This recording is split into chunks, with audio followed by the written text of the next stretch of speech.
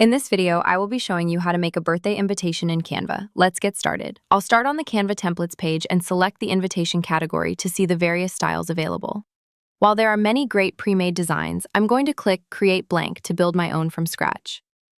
Once the editor opens, I'll head over to the Elements tab and search for a wavy border. I'll select this red scalloped frame and drag the corners to fit it perfectly to my canvas. I want a slightly different shade, so I'll open the color picker and switch it to a deeper red to give it a more sophisticated look. Now I'll search for party elements to find a central graphic.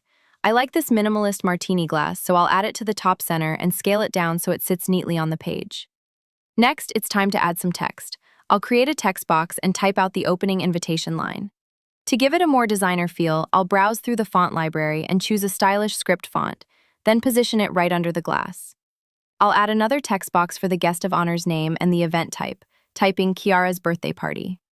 I want this to be the focal point, so I'll switch the font to a bold, fun style and increase the size to make it pop.